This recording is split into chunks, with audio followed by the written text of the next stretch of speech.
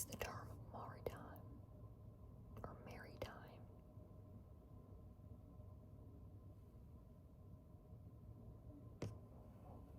Yeah, something to do with the sea. So just kind of like mer in French is the sea. So just kind of think maritime. Maritime is to do with the sea.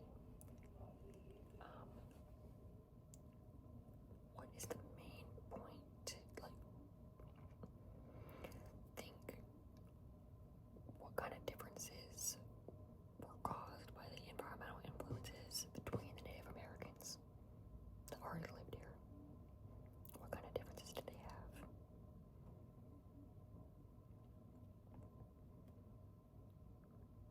Yeah, so they had differences in like what they ate, how they ate, like hunted, fished, farmed, what kind of permanence they had within the colonies, like housing, like teepees, lodges, clay huts, like the Pueblo over in Arizona.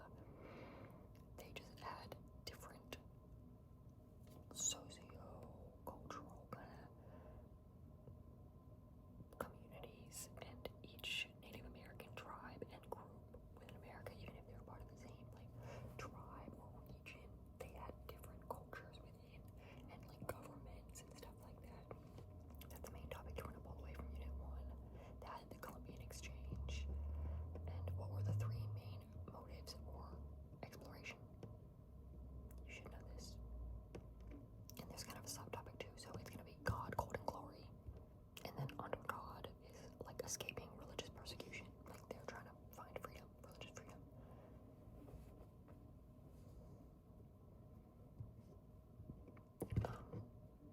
Moving on to Unit 2. Let's do, what were the Spanish colonies like?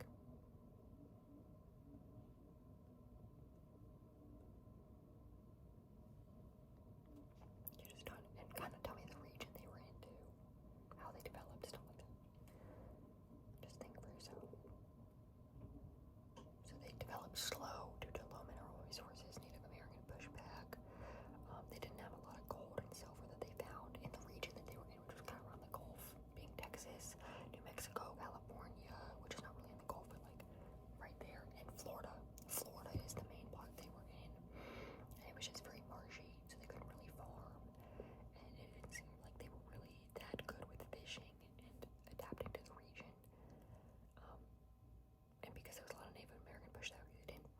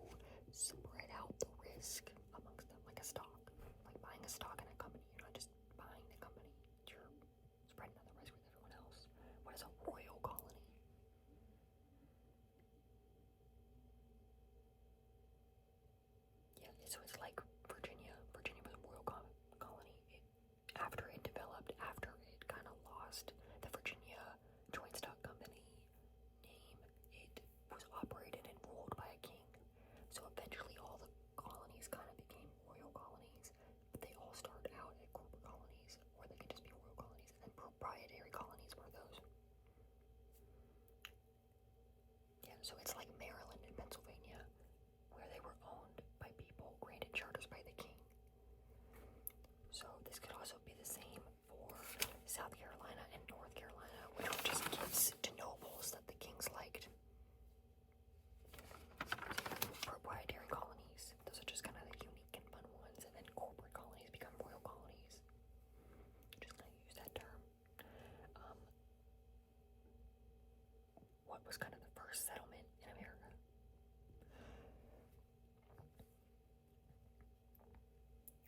Yeah, it was Jamestown, founded by the Virginia Joint Stock Company. What were some problems that Jamestown had? And who discovered it? Yeah, so they had bad swampy area, malaria, dysentery, untrained workers. John Smith helped them survive, and then they teamed up with the Native Americans, and there was Pocahontas, and they started farming tobacco and making some money. So that's where it started to increase, was tobacco, the introduction of tobacco, and the teaming up with the Native Americans to find out how to farm before, they teamed up and, like killed all of them. What about the Plymouth colony? Tell me about the Plymouth colony.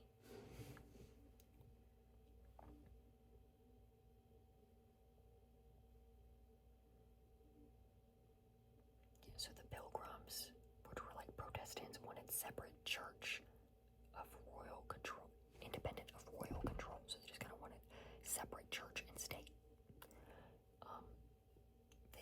The winter killed them a bit, but they survived kind of in Massachusetts with the fish, furs, and lumber. So I hope you know where the Plymouth is. And then tell me about the Massachusetts Bay Colony.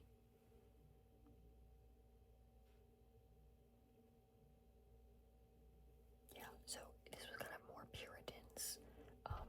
There was conflict in England that drove many here, which is the first Great Migration, but there's a bunch of Great Migrations.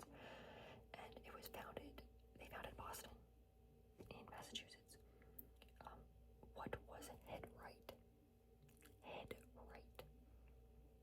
This is free land granted to settlers to encourage them to move to the Americas. Just like, hey, like if you come over here, we'll give you some land if you survive the journey. What type of colony was Maryland? Or not really type of colony, but just the environment. Yeah, so it became a safe space for Catholics, and it was kind of taken off of Virginia. It was just a nice safe space for Catholics. What is the Act of Toleration that was passed in Maryland, for Maryland? It's religious freedom to all Christians. All Christians. The Act of Toleration was religious freedom for all Christians, but if you weren't Christian, well, you were still like on the chopping block, still being sought after. What kind of states were formed after people questioned religious teachings in New England? The New England area being kind of up by the Pilgrims.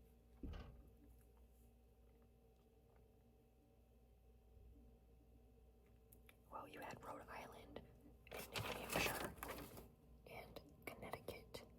So with Rhode Island, this was consciousness over the church. So like science over church, kind of just think like Rhode Island was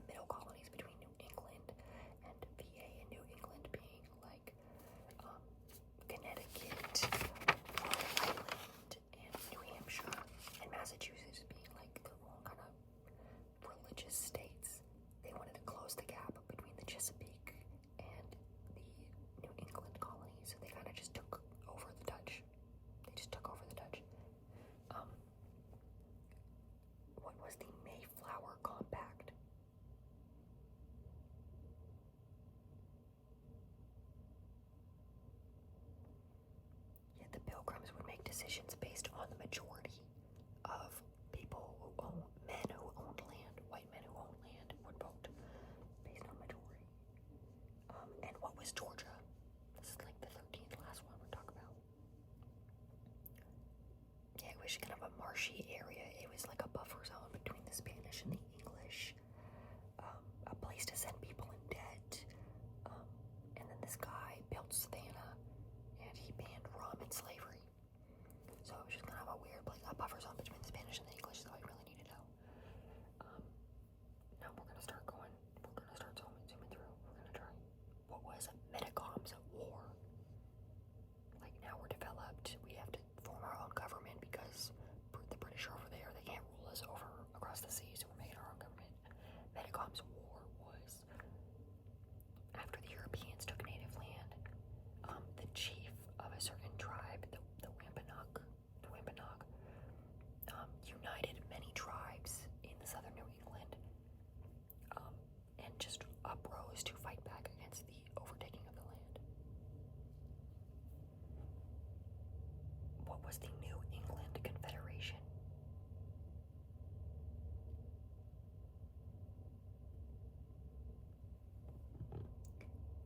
Yeah, so the New England Confederation was when New England united to fight back against Metacom's war, and it helped put down these tribes and Indian resistance for a while. It just kind of united New England and kind of set a little precedent like, hey, maybe we can all unite. And tell me, what were these New England colonies again?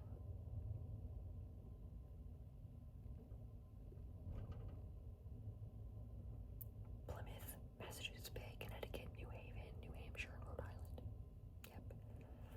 What was Bacon's Rebellion?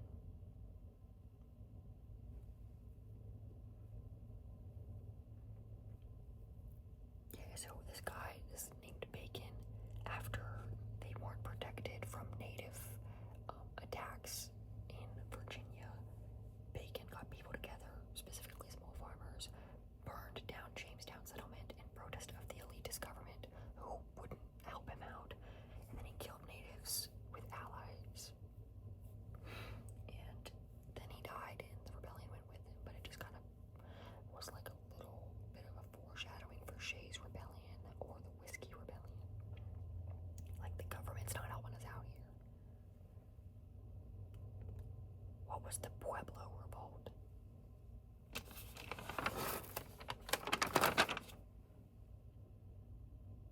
After forcing many natives to Christianity, they killed the Spanish, drove them out, and when they came back, they ruled less harshly. So it was just kind of like the Pueblo people uprose, and then they got the Spanish people to be like, hey, like, we recognize your power, we'll be nice to you now. What were indentured servants?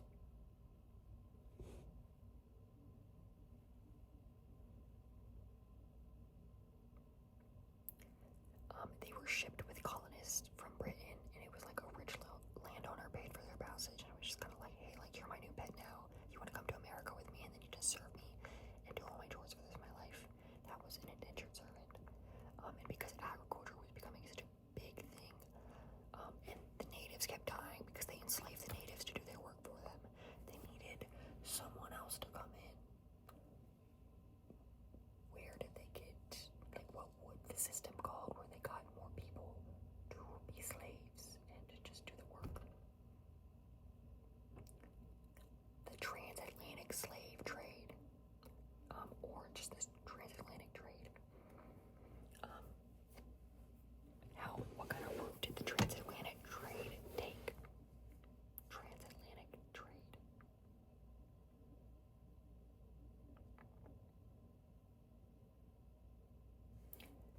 Yeah, so they followed a triangular route, transatlantic, triangular, like TTD, whatever. North America, like kind of in New England, and they went to Africa, and then they went to Europe. And they sometimes kind of swung by the Caribbean. So first from New England, they took rum to Africa for the slaves. They traded the rum for the slaves. Then they set out on the Middle Passage, which is kind of in between the Caribbean and Africa. They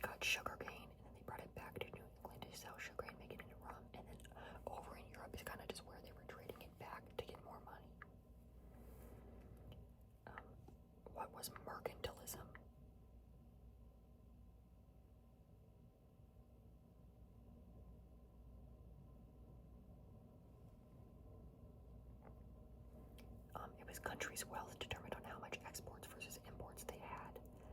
And this started to become a big thing, especially with the dropping of feudalism, which is like the rise of capitalism means not really power in the land, but power in the money. Power not in the people you knew, but power like I have money now, I'm trading, I'm good at what I do, I'm gonna make money. What were the navigation acts? This is a big thing you should know. Navigation acts.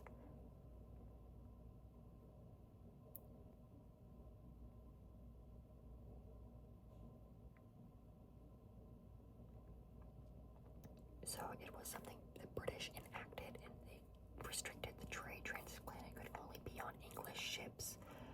All goods going to the colonies had to go through the English ports, and specific goods were only allowed to go to England. And obviously this caused a little bit of a war with the citizens of the new America, the new colonies. In relation to this, what is salutary neglect? Salutary neglect.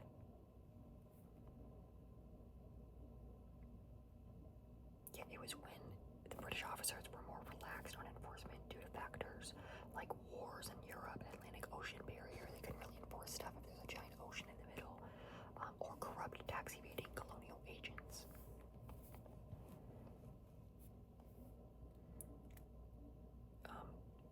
And this kind of goes with the Glorious Revolution. It's just something to listen to right here. Just kind of close your eyes for a sec. William and Mary just kind of took over after James II, who was very power hungry. And William and Mary didn't really enforce trade regulations. And the colonists would also just smuggle and evade taxes and regulations anyway under them. William and Mary were just super relaxed. Salutary neglect with the navigation acts. Navigation acts being only on English ships. Goods could only go through English ports, and some goods could only go to England. Alright, doing good. Y'all know what immigrants are. Just know that there was immigrants, like a lot of Germans, Amish, Scotch, Irish, Huguenots, which were French Protestants, the Dutch, the Swedes. They came in and they joined in kind of their own groups in different areas, like how Connecticut already had, or Pennsylvania had the Quakers and the Amish. They would go there. Connecticut and New England had Germans, and the Scotch and Irish kind of worked around there where the Dutch colonies were. Tell me about the New England colonies, middle colonies, and southern colonies, and what they kind of did for food and trading and stuff like that. Starting with New England colonies.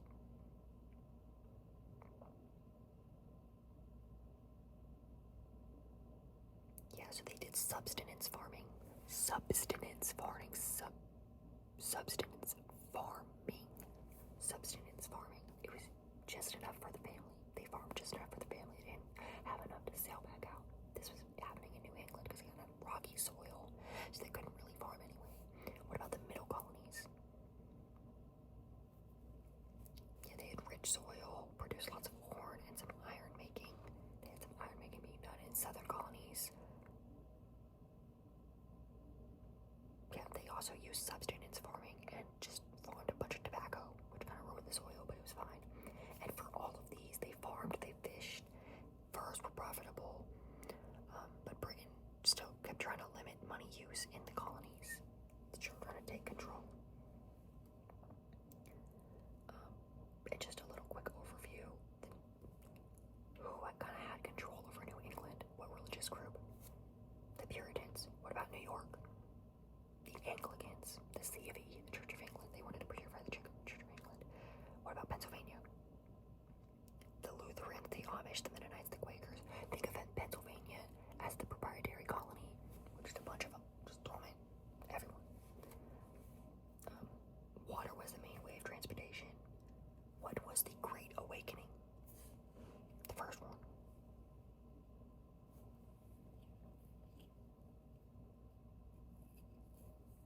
It was a movement of fervent expressions of religious feelings. An example of this was George Wildfield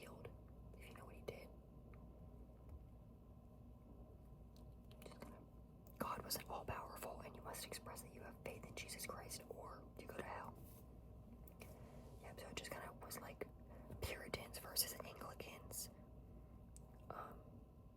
And people wanted to do the Bible at home because they were just starting to get lazy. Let's study the Bible at home, why not? But it led to free-minded political thinking. So the Great Awakening kind of was like just leading to let's be free of this kind of rule.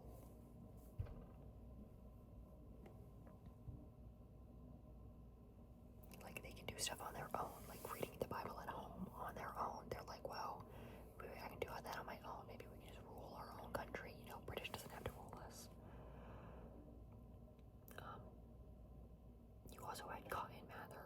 Cotton Mather, if you play Down to Salem, you know who that is. Books were wrote. This is still about the Great Awakening. What is sectarian versus non-sectarian? Sectarian was the promoting the doctrines of certain religious groups, and non-sectarian was like an only college. Like the only college was University of Pennsylvania. So sectarian were like schools and colleges that focused on religious teachings. While non-sectarian groups kind of led to like medical college or something like that, like something more sciencey. How did word get around? You know, you got the printing press. What did you print? You got newspapers and you got books. You also had Enlightenment ideals by those two people I'm looking forward to ask for. Yeah, you got John Locke and you got Rousseau. What did John Locke do?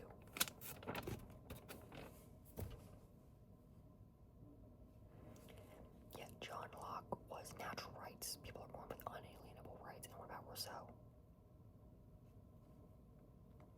He did the social contract, meaning you have to give a little bit of rights to have a government, but the government will protect you. And then what was the culture kind of like? Like once the 13 colonies kind of got situated and were like, all right, we're all here. What were they trying to do to separate themselves from British?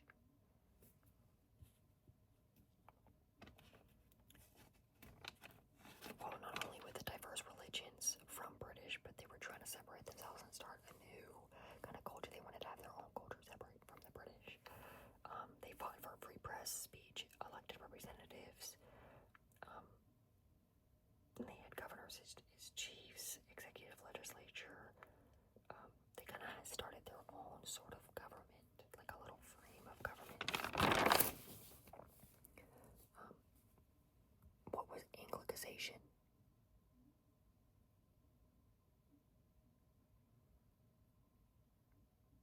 Yeah, so it was just kind of the past. Like I know that I just told you the colonists were trying to move away from British culture, but they started with Anglicization, which was having the British ancestry, like through religion, the Church of England, through customs, clothing, furniture, food, whatever, like spicing your food or whatever, like that, like just kind of your culture. That was the Anglicization.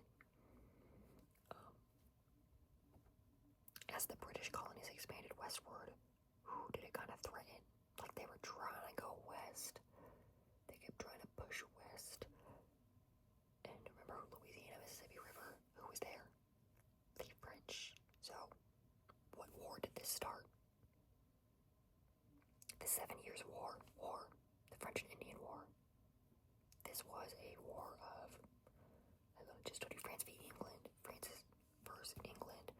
And England kept winning and expanding.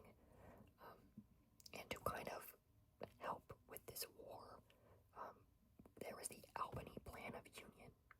What is the Albany Plan of Union?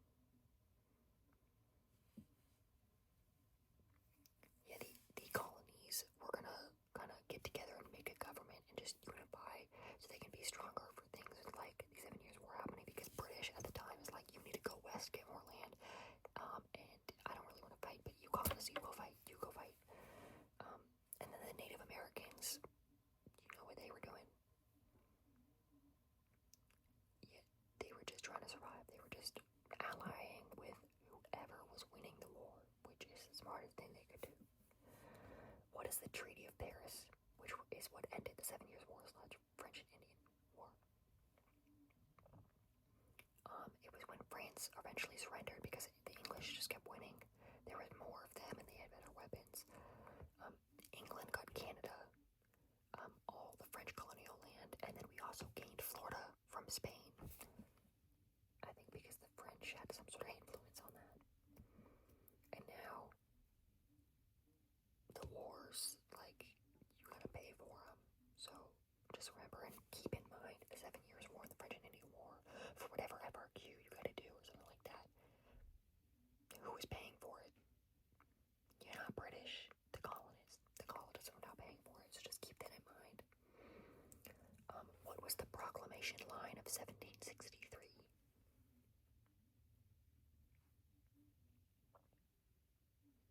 It prevented colonists to go any further west. What about Pontiac's Rebellion?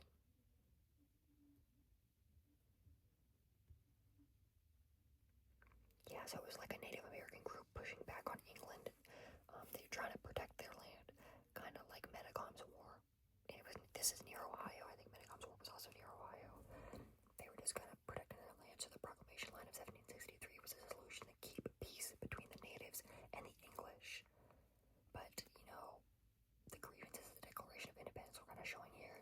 I'll just list them real quick. You just remember what you can. Taxation without representation, controlling exports and imports, forced to do what Britt said, no representation in the laws, quartering soldiers, and navigation acts. You remember what the navigation acts were, right? Yeah, some goods could only go to England, so they had to go through English ports. They had to quarter soldiers now, controlling exports and imports.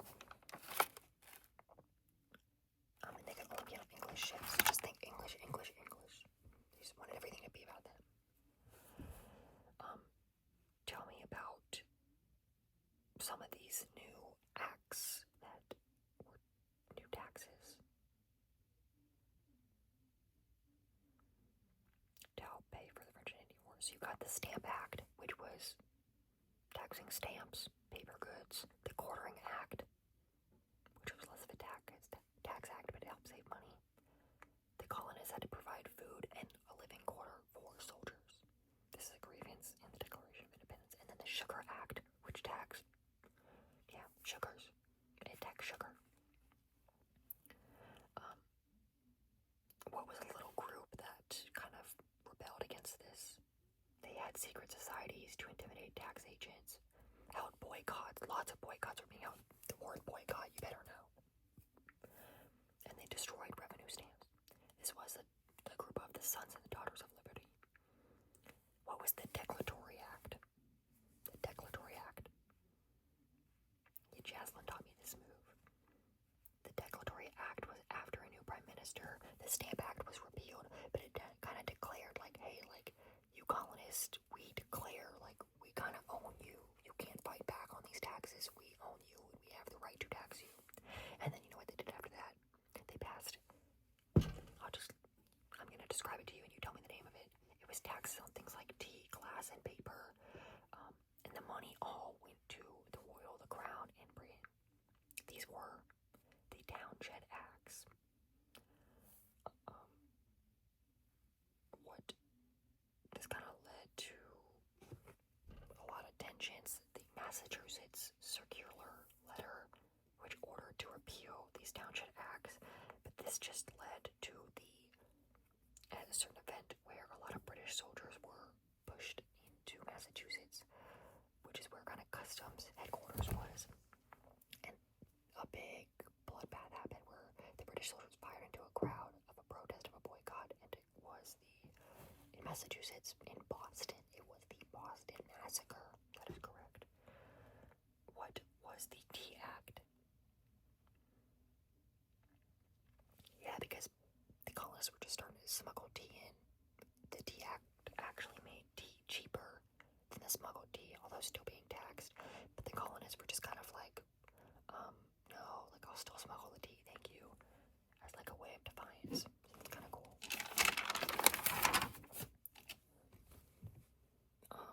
Now back to those Enlightenment ideals. What was the social contract again? Written by Rousseau. Agreement among people to create a government giving up some rights to promote liberty and equality for everyone. And then you also had John Locke and the natural rights. Yep. So they're going to start relying on these Enlightenment ideals and seeing them from the printing press and the books and be like, oh, well, I kind of want natural rights. That sounds kind of cool. What is common sense? I've been reading Common Sense by Thomas Paine. Some say that I'm intense if I'm insane. Yeah, it was Thomas Paine that claimed that the United States should unite, and it's silly to be ruled by a small little island across the Atlantic of British. Like, we should just unite and stop being unreasonable with this king and letting him tax us. Come on, guys, have some common sense. What were the intolerable acts?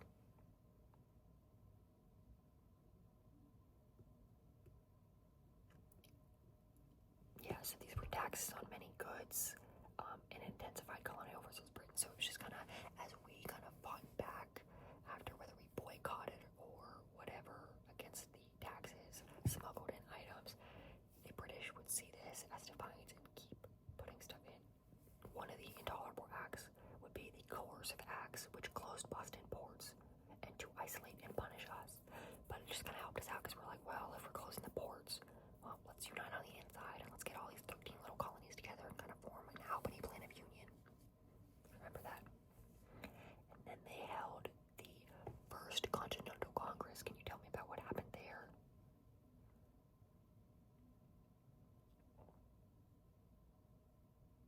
Yeah, so it was a response to what delegates viewed as Britain's most alarming threats.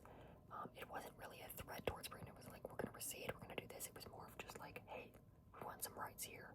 All of it being wealthy white men. Patrick Henry, Samuel, John Adams, George Washington, John Dickinson, John Jay, Joseph Galloway, and the loyalists who were loyal to the king. The loyalists were unrepresented. So that was nice. What is the Suffolk Resolves? Suffolk Resolves.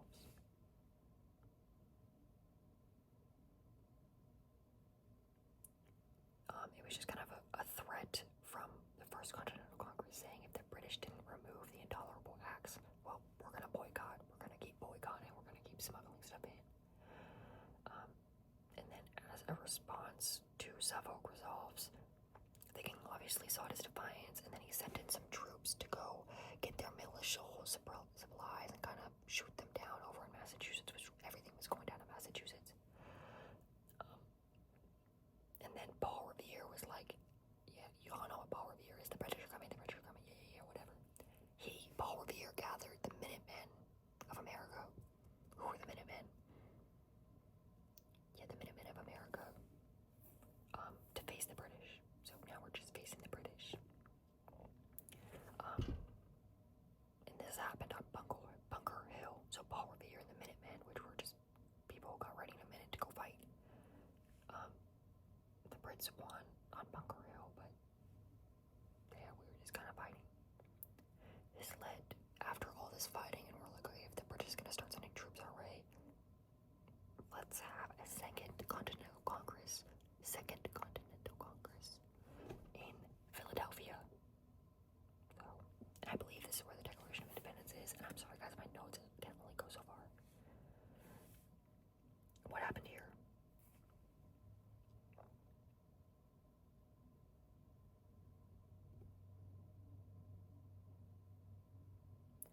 So they kind of discussed the Olive Branch Petition. The Olive Branch Petition was from the king, and he is like, well, if you want to pledge allegiance to me, you can have your rights. Just pledge allegiance to me and keep paying my taxes. And then the Second Continental Congress was like, let's renegotiate these rights, declare our freedom, and we're going to have this declaration which allows us to kind of get a military together. What is this long name called? Called Colonies to Provide Troops. It is the Declaration of the Causes and Necessities for Taking Up Arms. Let me say that again. Declaration of the Causes and Necessities for Taking Up Arms. And after we pass this, and the king is like, oh, these colonists, they're taking up arms, they're getting together now. I'm gonna pass I'll let y'all name the act. It declared colonists rebels. It was like, if you're a rebel and you're a colonist, well, you either get put to death or no rights. It is called the Prohibitory Act. Prohibit you from being a rebel.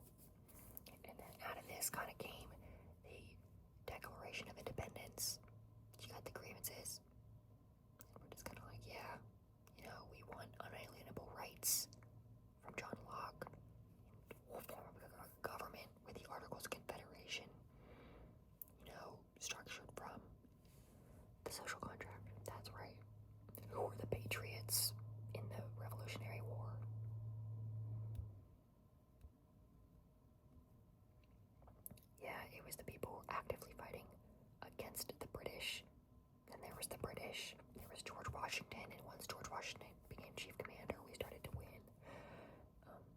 The American Indians supported the British to limit colonial expansion because the British, remember, they passed that line, the proclamation line of 1763, and the American Indians were like, yeah, that's cool, I want my land, so let's get these colonists up on out of here, which is funny because the British literally, they're not that unrelated. Now, what was the turning point of the war? Where the Americans were able to surprise the British, and then this helped persuade the French to join the war. This was the Battle of Saratoga. Battle of Saratoga. Battle of Saratoga. The turning point of the war allowed the French to be like, hey, these colonists kind of got something going on here. So Louis XVI was like, well, I don't really like the British. I'm gonna help them. And without the French, no, the colonists would not have won. But after the French joined, we won pretty quick at the Battle of Yorktown. And then, because the French joined, remember, Treaty of Paris. Treaty of Paris is when the U.S.'s independent Mississippi River is the western boundary.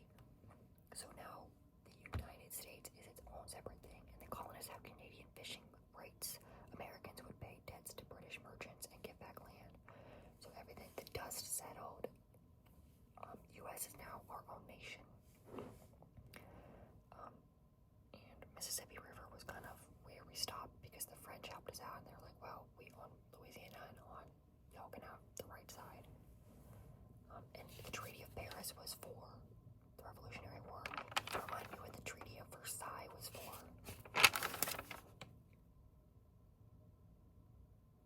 Well, it's for World War I, so good job, but I was wrong. There's a Treaty of Versailles for World War I, where Woodrow Wilson discussed his 14 points. That's kind of a blurb, a little time travel there, but there's also another Treaty of Paris, which ended the 7 Years' War and French and Indian War.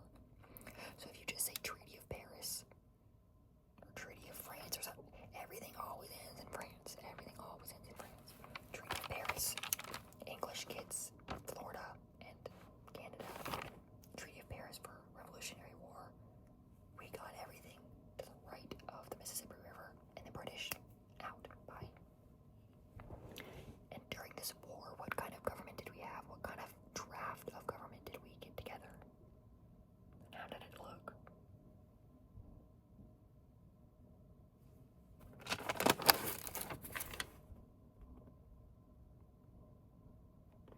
Yeah, so we had the Articles of Confederation, which were just all over the place. It wasn't really a central government. It kind of made the states their own things. And why, during the war, would we want kind of a less central government?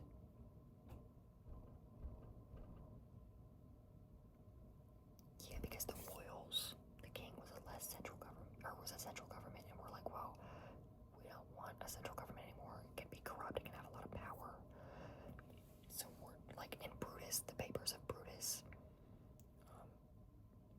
they just wanted a republican kind of government, which means power is in the states, which was not federalism. Federalism was central government. Power in the state is like republicanism. Republic. What rebellion in the article that happened with the Articles of Confederation kind of was like, all right, this is a weak government, we need a new one.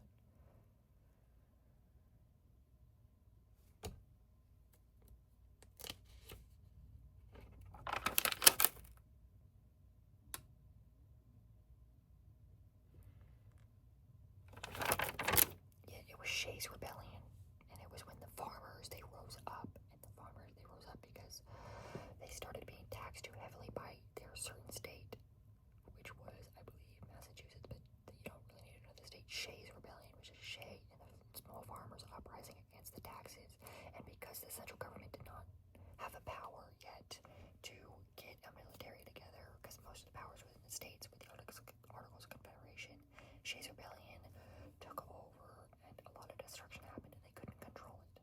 So that was the main point in the Constitution, that they could form their own military, they could gather a military. What was the Battle of the Fallen Timbers?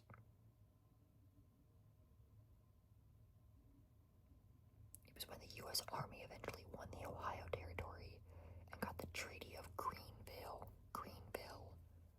and the natives surrendered Ohio to America. And this had happened after we got the Constitution with like rights and stuff and articles, saying a whole bunch of stuff. Article 1, Article 2, Article 3. Article 1 is what?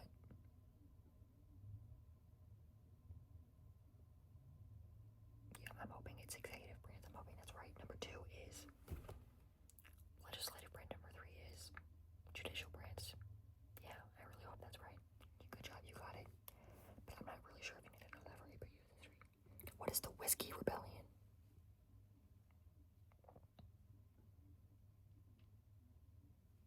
Yeah, it was like Shays' Rebellion, except whiskey got a high tax to compensate for lower tariffs, and people rebelled, and then Washington sent troops and shut it down quick.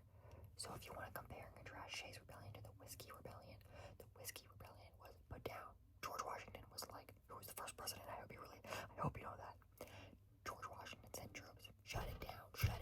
Shays' Rebellion wasn't shut down because there was no central government to have the power to gather a military to shut it down. Now, what was the Federalist Party? It supported Hamilton in the financial plan, central government, Democratic - Republican Party, supported Jefferson against Hamilton. Although George Washington, in his farewell address, what did he warn against? There's 2 things. Political parties. Don't form political parties. And he warned a bunch of other stuff too. And don't get into foreign affairs. Which we eventually broke. Kind of backfired just a little bit, but let's see. Yeah, he said don't get involved in European affairs, don't make permanent alliances, don't make political parties, and no sectionalism. Like, just come on, y'all, like, don't divide. We're one nation. Isolationism. What is isolationism? I just said it. Yeah, no foreign affairs. Let's just be happy here. Now, who is the second president?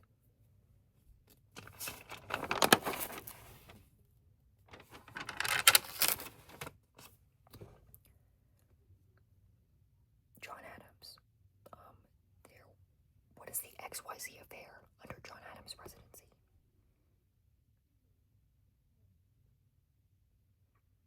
Yeah, the French were seizing American ships, and John Adams tried to stop it, and he went over there and he did a little talking with Representative X, Representative Y, Representative Z. What were the Alien and Sedition Acts?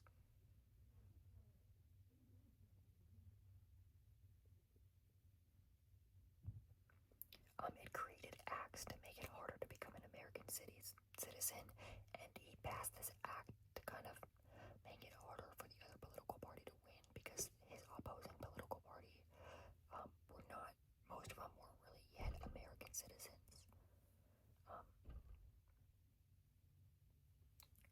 And newspapers couldn't really criticize the president yet. They didn't really have judicial review or anything like that in Marbury versus Madison, I believe, is the case where the judicial review was put up.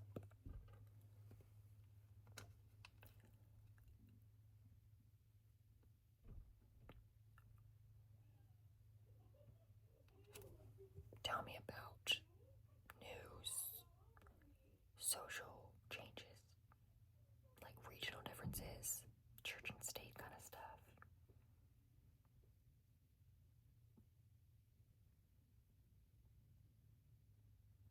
Yeah, so church and state started to separate. No more federal funding for churches, especially in the South. Church and state was separating, and then in the South, what else was developing? A certain love towards slavery. So political difference, because the North, they didn't really need to rely on slavery as much. They had more chance to be like, hey, like, come on, like, slavery is bad. These are people. And then in the South, they're like, well, they're picking my crops up. So there's a little bit of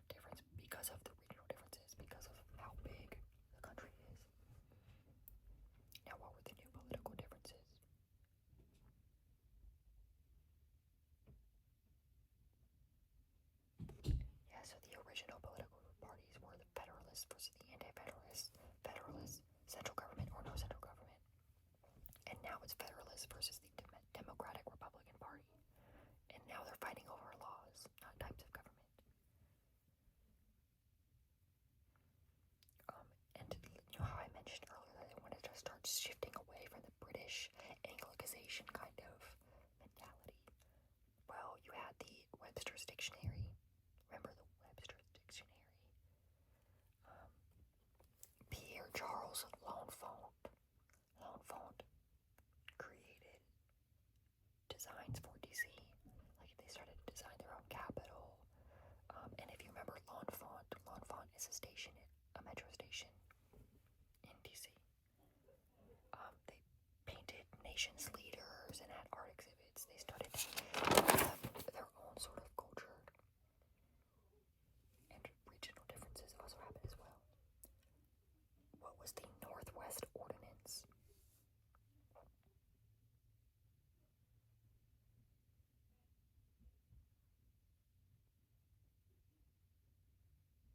The Northwest Ordinance. Yes, it provided a mechanism for migration and settlement, and it planned to sell government land and incorporate new states, and it outlawed slavery. So it was kind of like when we got Ohio with the Greenville Treaty.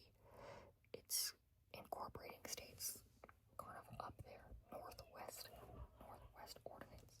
And y'all, I'm so sorry if you hear Marin and Ellie being so obnoxious right now. But their bedtime is about 8:30, so we've got about 15 minutes till they be quiet.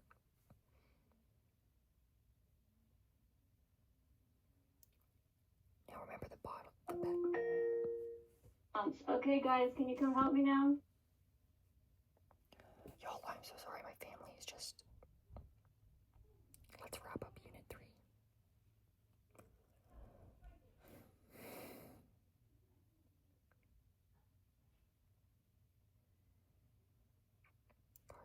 Guys, the Battle of Fallen Timbers. Do you remember what it was? Yeah, after the new Central Military defeated the Native Confederation in Ohio, the Northwest Ordinance, where we started to get migration and settlement over near Ohio, Native control kind of went downhill, and trading ports closed. We just kind of stopped. We kind of completely took over whatever the natives were doing.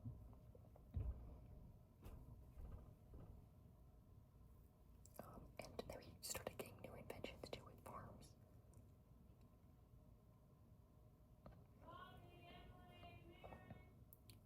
Yeah, Eli Whitney, he invented the cotton gin and made cotton production go up in the South, and demand for slaves also went up, because now that cotton production was going up, they needed people to pick through the cotton and do whatever. Alright, so just moral of the story. I'm sorry guys, I have to go. We'll do Unit 4 in a separate video, but my family, they just can't do anything by themselves, nor can they be quiet. I'm sorry that they literally cannot shut up. We can't talk, we can't whisper, we can't do anything. That's why I film these videos at 3 in the morning, because, well, I also film at 12 because our bedtime's pretty early, but I do it late at night because they won't bother me. Moral of the story, Native Americans had regional differences. We're starting to have regional differences. We went against the British because they had all these grievances. The grievances being, we don't want taxes anymore, and they kept trying to increase control. We didn't want control. So we fought back, and now we're trying to have regional differences by separating ourselves from the British after having all these religional differences, separating church and state. And now things are going good. So we're shifting onto Unit 4, and next time